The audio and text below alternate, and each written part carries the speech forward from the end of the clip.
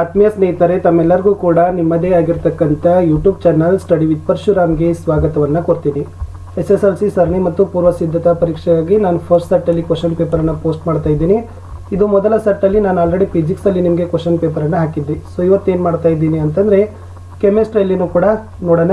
So ದಯಮಾಡಿ ವಿಡಿಯೋಗಳನ್ನು like ಮತ್ತು ಶೇರ್, ಸಬ್ಸ್ಕ್ರೈಬ್ ಮಾಡೋದನ್ನು ಮಾತ್ರ ಮರೆಯದಿರಿ. ನಿಮ್ಮ ಎಲ್ಲ ವಿಷಯಗಳಲ್ಲಿ ಇದೇ ಥರದ ನಿಮಗೆ ಸರಣಿ ಪೂರ್ವ ಸಿದ್ಧತೆಗಾಗಿ ಕ್ವಶನ್ ಪೇಪರ್ಗಳನ್ನು, ಪಾಸಿಂಗ್ ಪ್ಯಾಕೇಜ್ಗಳನ್ನು, ಸ್ಕೋರಿಂಗ್ ಪ್ಯಾಕೇಜ್ಗಳನ್ನು ಹಾಕಿದ್ದೀವಿ. ಸೊ ಸೈನ್ಸಲ್ಲಿ ನೋಡಬೇಕಾದ್ರೆ SSLC science passing and scoring package 2025 ಅಂತಲೇ ಒಂದು ಪ್ಲೇಲಿಸ್ಟ್ ಲಿಂಕ್ ಅದ. ಅಲ್ಲಿ ಒತ್ತಿದ್ರೆ ನಿಮಗೆ ಸೈನ್ಸ್ನ ಎಲ್ಲ ಮಟೀರಿಯಲ್ಗಳು ಸಿಗ್ತಾವೆ. ಸೊ ನೋಡಿ, ಲೈಕ್, ಶೇರ್ ಮತ್ತು ಸಬ್ಸ್ಕ್ರೈಬ್ ಮಾಡೋದನ್ನು ಮಾತ್ರ ಮರೆಯದಿರಿ ಅಂತ ಇನ್ನೊಂದು ಸರಿ ಹೇಳ್ತಾ, ಕೆಮಿಸ್ಟ್ರಿಯಲ್ಲಿ ಇರ್ತಕ್ಕಂಥ ಮೋಸ್ಟ್ ಇಂಪಾರ್ಟೆಂಟ್ ಕ್ವಶನ್ಸ್ಗಳನ್ನು ನೋಡುವ ಈ ಕ್ವಶನ್ ಪೇಪರಲ್ಲಿ. ಪ್ರಶ್ನೆ 14, ನೀರಿನ ವಿದ್ಯುತ್ ವಿಭಜನೆ ಕ್ರಿಯೆಯಲ್ಲಿ ಕ್ಯಾಥೋಡ್ನಲ್ಲಿ ಬಿಡುಗಡೆಯಾಗುವ ಅನಿಲ ಯಾವುದು ಅಂತ ಕೇಳಿದರೆ ಬಿ ಹೈಡ್ರೋಜನ್ ಅನ್ನೋದು ಸರಿ ಇದೆ. ಪ್ರಶ್ನೆ 15, ಕ್ಲೋರಿನ್ ಪರಮಾಣು ಸಂಖ್ಯೆ 17. ಆಧುನಿಕ ಆವರ್ತಕ ಕೋಷ್ಟಕದಲ್ಲಿ ಈ ಧಾತುವಿನ ಆವರ್ತ ಸಂಖ್ಯೆ ಕೇಳಿದ್ದಾರೆ. ಸೊ ಅದು 3 ಅಂತ ಬರ್ತದೆ. ಇನ್ನು ಒಂದು ದ್ರಾವಣ ಕೆಂಪು ಲಿಟ್ಮಸ್ ಅನ್ನು ನೀಲಿ ಬಣ್ಣಕ್ಕೆ ಬದಲಾಯಿಸಿದರೆ ಅದರ pH ಮೌಲ್ಯ ಎಷ್ಟು ಅಂತ ಕೇಳಿದ್ದಾರೆ. ಸೊ ಅದರ pH ಮೌಲ್ಯ ಎಷ್ಟಾಗ್ತದಪ್ಪ ಅಂತ ಅನ್ನೋದನ್ನು ನೀವು ನನಗೆ ಕಮೆಂಟನ್ನು ಕೊಡಿ. ಇನ್ನು ಆಧುನಿಕ ಆವರ್ತಕ ನಿಯಮಗಳನ್ನು ಬರೆಯಿರಿ. ಸೊ 18ನೇ ಪ್ರಶ್ನೆ, ಪ್ಲಾಸ್ಟರ್ ಆಫ್ ಪ್ಯಾರಿಸ್ನ ಯಾವುದಾದರೂ 2 ಉಪಯೋಗಗಳನ್ನು ಬರೀಲಿಕ್ಕೆ ಕೇಳಿದ್ದಾರೆ. ಸೊ ಪ್ಲಾಸ್ಟರ್ ಆಫ್ ಪ್ಯಾರಿಸ್ನ ಉಪಯೋಗ ಏನಪ್ಪ ಅಂದರೆ ಮುರಿದ ಮೂಳೆಗಳಿಗೆ ಆಧಾರ ಕೊಡುತ್ತದೆ, ಆಟಿಕೆಗಳ ತಯಾರಿಕೆ, ಅಲಂಕಾರಿಕ ವಸ್ತುಗಳ ತಯಾರಿಕೆ, ನುಣುಪಾದ ಮೇಲ್ಮೈ ವಸ್ತುಗಳ ನಿರ್ಮಾಣ ಮಾಡಲು ಅನ್ನೋದು ಇಂಪಾರ್ಟೆಂಟ್ ಇತ್ತು. ಮುಂದಿನ ಪ್ರಶ್ನೆ, ಈಥಿನ್ನ ಅಣುವಿನ ರಚನಾ ವಿನ್ಯಾಸ ಬರೀರಿ. ಕಲ್ಕೊಂಡೋಗಿ ಮೋಸ್ಟ್ ಇಂಪಾರ್ಟೆಂಟ್ ಆಗಿರ್ತಕ್ಕಂಥ ಈಥಿನ್ನ ಅಣುರಚನೆ C2H4 ಅಂತಕ್ಕದ್ದನ್ನು ಕರೀತಾರೆ, ಇಂಪಾರ್ಟೆಂಟ್. ಪ್ರಶ್ನೆ 20, A, B ಮತ್ತು C ದ್ರಾವಣಗಳ pH ಮೌಲ್ಯ ಕ್ರಮವಾಗಿ 5, 6 ಮತ್ತು 7 ಇದೆ. ಅತಿ ಹೆಚ್ಚು ಆಮ್ಲೀಯ ಸ್ವಭಾವವನ್ನು ಹೊಂದಿರೋ ದ್ರಾವಣ ಯಾವುದು ಮತ್ತು ಏಕೆ ಅಂತ ಕೇಳಿದ್ದಾರೆ. ಸೊ ಅದರಲ್ಲಿ ಎ ದ್ರಾವಣ ಅತಿ ಹೆಚ್ಚು ಆಮ್ಲೀಯ ಸ್ವಭಾವವನ್ನು ಹೊಂದದ, ಏಕೆಂದರೆ ಅದರಲ್ಲಿ H+ ಅಯಾನುಗಳು ಇದ್ದಾವೆ. ಮುಂದಿನ ಪ್ರಶ್ನೆ, ಲವಣದ ದ್ರಾವಣದ ವಾಹಕತೆಯನ್ನು ಪರೀಕ್ಷಿಸಲು ಉಪಯೋಗಿಸುವ ಉಪಕರಣಗಳ ಜೋಡಣೆಯ ಚಿತ್ರವನ್ನು ಬರೀರಿ. ಗ್ರಾಫೈಟ್ ದಂಡವನ್ನು ಗುರುತಿಸ್ರಿ. ಸೊ ಈ ತನ್ನಾಗಿರ್ತಕ್ಕಂಥದ್ದು ಚಿತ್ರ ಬರ್ತದೆ. ಲವಣದ ದ್ರಾವಣದ ವಾಹಕತೆಯನ್ನು ಪರೀಕ್ಷಿಸೋದು, ಇದು ಗ್ರಾಫೈಟ್ನ ದಂಡವನ್ನು ನೀವೇನು ಮಾಡಬೇಕಿತ್ತು, ಗುರುತಿಸಬೇಕಿತ್ತು. ನೀಟಾಗಿ ಚಿತ್ರಗಳನ್ನು ತೆಗಿಬೇಕು. ಕಾರಣ ಕೊಡಿ. ಲೋಹಗಳನ್ನು ಅಡುಗೆ ಪಾತ್ರೆಗಳ ತಯಾರಿಕೆಯಲ್ಲಿ ಉಪಯೋಗಿಸ್ತಾರೆ ಅಂತ ಕೇಳಿದ್ದಾರೆ. ಸೊ ಲೋಹಗಳನ್ನು ಅಡುಗೆ ಪಾತ್ರೆಗಳ ತಯಾರಿಕೆಯಲ್ಲಿ ಉಪಯೋಗಿಸ್ತಾರೆ, ಏಕೆಂದರೆ ಅವು ಉಷ್ಣದ ಉತ್ತಮ ವಾಹಕಗಳು, ಅತಿ ಹೆಚ್ಚು ಕರಗುವ ಬಿಂದುವನ್ನು ಹೊಂದಿದ್ದಾವೆ, ಪುಟ್ಯತೆಯ ಗುಣಗಳನ್ನು ಹೊಂದಿದ್ದಾವೆ. ಎರಡನೇದು, ಈ ಸೋಡಿಯಂ ಲೋಹವನ್ನು ಸೀಮೆಎಣ್ಣೆಯಲ್ಲಿ ಸೇಕರಿಸ್ತಿರ್ತಾರೆ ಅಂತ ಕೇಳಿದ್ದಾರೆ. ಸೋಡಿಯಂ ಲೋಹವನ್ನು ಸೀಮೆಎಣ್ಣೆಯಲ್ಲಿ ಸೇಕರಿಸಿರ್ತಾರೆ, ಏಕೆಂದರೆ ಸೋಡಿಯಂ ವಾತಾವರಣದಲ್ಲಿರುವ ಆಕ್ಸಿಜನ್ ಮತ್ತು ನೀರಿನೊಂದಿಗೆ ಕ್ಷಿಪ್ರವಾಗಿ ವರ್ತಿಸ್ತದೆ. ಆದ್ದರಿಂದ ಅದು ಸೀಮೆಎಣ್ಣೆಯೊಂದಿಗೆ ವರ್ತನೆ ಮಾಡೋದಿಲ್ಲ ಕಾರಣಕ್ಕಾಗಿ ಸೀಮೆಎಣ್ಣೆಯಲ್ಲಿ ಸಂಗ್ರಹಿಸಿ ಇಟ್ಟಿರ್ತಾರೆ. ಇನ್ನೊಂದು ಪ್ರಶ್ನೆ ಅದ, ಕ್ಯಾಲ್ಸಿಯಂ ಲೋಹ ನೀರಿನೊಂದಿಗೆ ವರ್ತಿಸಿದಾಗ ಬಿಡುಗಡೆಯಾಗುವ ಹೈಡ್ರೋಜನ್ ಅನಿಲ ಹೊತ್ತಿಕೊಳ್ಳೋದಿಲ್ಲ, ಏಕೆ ಅಂತ ಕೇಳಿದ್ದಾರೆ. ಸೊ ಉತ್ತರ ನೋಡೋದಾದರೆ, ನೀರಿನೊಂದಿಗೆ ಕ್ಯಾಲ್ಸಿಯಂನ ಪ್ರತಿವರ್ತನೆಯ ತೀವ್ರತೆ ಅತಿ ಕಡಿಮೆ ಆಗಿರ್ತದೆ. ಬಿಡುಗಡೆಯಾಗುವ ಉಷ್ಣ ಹೈಡ್ರೋಜನ್ ಹೊತ್ತಿಕೊಳ್ಳಲು ಸಾಕಾಗೋದಿಲ್ಲ ಅಂತಕ್ಕದ್ದನ್ನು ಬರೆದ್ರೆ ನಿಮಗೆ ಉತ್ತರ ಕಂಪ್ಲೀಟ್ ಆಗ್ತದೆ. ಪ್ರಶ್ನೆ ಬಿ, ಅಯಾನಿಕ್ ಸಂಯುಕ್ತಗಳು ಹೆಚ್ಚಿನ ಕರಗುವ ಮತ್ತು ಕುದಿಯುವ ಬಿಂದುವನ್ನು ಹೊಂದಿದ್ದಾವೆ ಅಂತ ಕೇಳಿದ್ದಾರೆ. ಅಯಾನುಗಳ ನಡುವೆ ಪ್ರಬಲ ಅಯಾನಿಕ್ ಬಂಧವನ್ನು ಒಡೆಯಲು ಅತಿ ಹೆಚ್ಚು ಶಕ್ತಿ ಬೇಕಾಗ್ತದೆ ಅನ್ನೋದನ್ನು ಪಾಯಿಂಟ್ಸನ್ನಲ್ಲಿ ಏನು ಮಾಡಬೇಕಿತ್ತು, ಬರಿಬೇಕಿತ್ತು. ಮುಂದಿನ ಪ್ರಶ್ನೆ 3 ಅಂಕದ್ದು.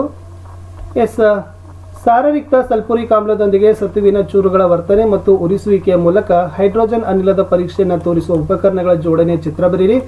ಸತುವಿನ ಚೂರುಗಳು ಮತ್ತು ನಿರ್ಗಮನ ನಾಳವನ್ನು ಗುರುತಿಸ್ರಿ ಅಂತ ಕೇಳಿದ್ದಾರೆ.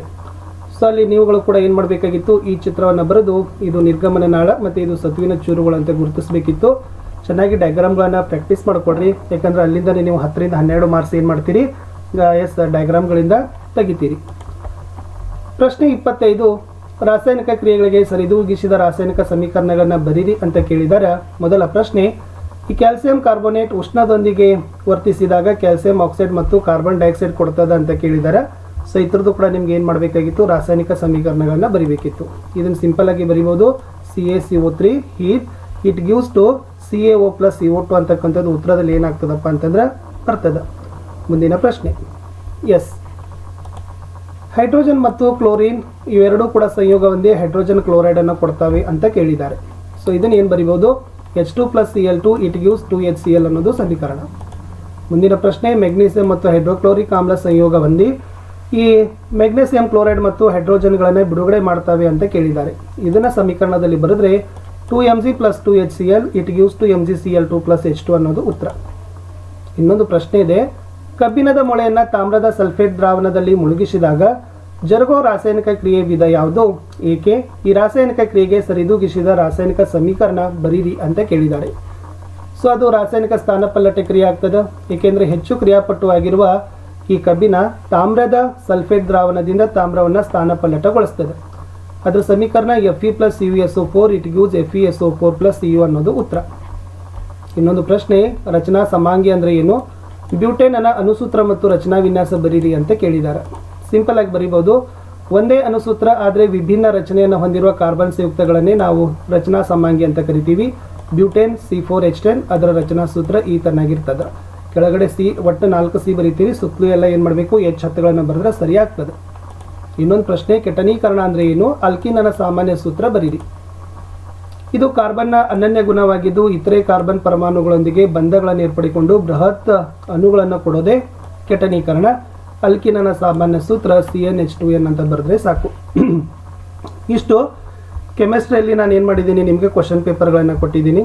ಸೊ ಆಲ್ರೆಡಿ ಫಿಸಿಕ್ಸನ್ನು ಕೊಟ್ಟಿದ್ದೆ, ಇವತ್ತು ಕೆಮಿಸ್ಟ್ರಿ ಇದೆ. ಸೊ ನೆಕ್ಸ್ಟ್ ಮತ್ತೆ ನಾನು ಬಯೋದಲ್ಲಿನೂ ಕೂಡ ಏನು ಮಾಡ್ತೀನಿ, ಕೊಡಲಿಕ್ಕೆ ಪ್ರಯತ್ನವನ್ನು ಪಡ್ತೀನಿ.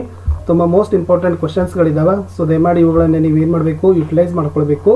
ಸೊ ಖಂಡಿತವಾಗಿ ಈ ಪ್ರಶ್ನೆಗಳು ನಿಮ್ಮ ಪರೀಕ್ಷಾ ಪ್ರಶ್ನೆ ಪತ್ರಿಕೆಗಳಲ್ಲಿ ಖಂಡಿತವಾಗಿ ಬರ್ತವೆ. ನಮ್ಮದೇ ವಾಟ್ಸಪ್ ಚಾನಲ್ ಅದ, ಟೆಲಿಗ್ರಾಮ್ ಗ್ರೂಪ್ ಅದ, ಲಿಂಕನ್ನು ವಿಡಿಯೋದ ಡಿಸ್ಕ್ರಿಪ್ಷನ್ ಬಾಕ್ಸ್ನಲ್ಲಿ ಕೊಡ್ತೀನಿ. ಸೊ ದಯಮಾಡಿ ತಾವುಗಳು ಜಾಯ್ನ್ ಆಗೋದನ್ನು ಮಾತ್ರ ಮರೆಯದಿರಿ. ಅಲ್ಲಿ ನೀವುಗಳು ಬಂದು ಜಾಯ್ನ್ ಆಗೋದ್ರಿಂದ ನಾವು ಹಾಕ್ತಕ್ಕಂಥ ಪ್ರತಿಯೊಂದು ವಿಡಿಯೋಗಳ ನೋಟಿಫಿಕೇಷನನ್ನು ನೀವು ಏನು ಮಾಡ್ತೀರಿ, ಫಸ್ಟಾಗಿ ಪಡಿತೀರಿ. ಇಷ್ಟಿತ್ತು ಅಂತ ಈ ವಿಡಿಯೋದಲ್ಲಿ ಹೇಳ್ತಾ, ಮತ್ತೆ ಸೆಕೆಂಡ್ ಪೇಪರ್ಗಳಲ್ಲಿ ಕೂಡ ಪ್ರತಿ ವಿಷಯಗಳಲ್ಲಿ ಕೂಡ ನಾವು ಏನು ಮಾಡ್ತಾ ಇದ್ದೀವಿ, 5 ಸೆಟ್ ಕ್ವಶನ್ ಪೇಪರ್ಗಳನ್ನು ನಿಮಗೆ ಕೊಡ್ತಾ ಇದ್ದೀವಿ. 5 ಸೆಟ್ ಕ್ವಶನ್ ಪೇಪರ್ಗಳನ್ನು ಕೀ ಆನ್ಸರೊಂದಿಗೆ. ಅಷ್ಟು ಬಂದರೆ ಖಂಡಿತವಾಗಿ 50-60 ಅಂಕಗಳು ನಿಮಗೆ ರಿಪೀಟ್ ಆಗೇ ಆಗ್ತವೆ ಅಂತ ಹೇಳ್ತಾ, ಸೊ ಈ ವಿಡಿಯೋನ ಇಲ್ಲಿಗೆ ಮುಗಿಸ್ತೀನಿ. ಇಲ್ಲಿಯವರೆಗೆ ನೀವೆಲ್ಲರೂ ಕೂಡ ವಿಡಿಯೋನ ವೀಕ್ಷಿಸಿದ್ದೀರಿ. ಒಂದ್ಸರಿ ನೀವೇನು ಮಾಡಬೇಕು ಅಂತಂದರೆ ಚಾನಲ್ಗಳ ಪ್ಲೇ ಲಿಸ್ಟ್ ಅಂಕೆಗೆ ಹೋಗಿ ಸೊ ನೀವುಗಳು ಭೇಟಿ ಆಗೋದ್ರಿಂದ ಖಂಡಿತವಾಗಿ ನಿಮ್ಗೆ ಏನಾಗ್ತದಪ್ಪ ಅಂದ್ರೆ ಇನ್ನಷ್ಟು ಮಾಹಿತಿಗಳು ನಿಮಗೆ ಅಲ್ಲಿ ಸಿಗ್ತದೆ. ಸೊ ಇಷ್ಟವರೆಗೆ ವಿಡಿಯೋವನ್ನು ವೀಕ್ಷಿಸಿದ್ದಕ್ಕಾಗಿ ಧನ್ಯವಾದಗಳು.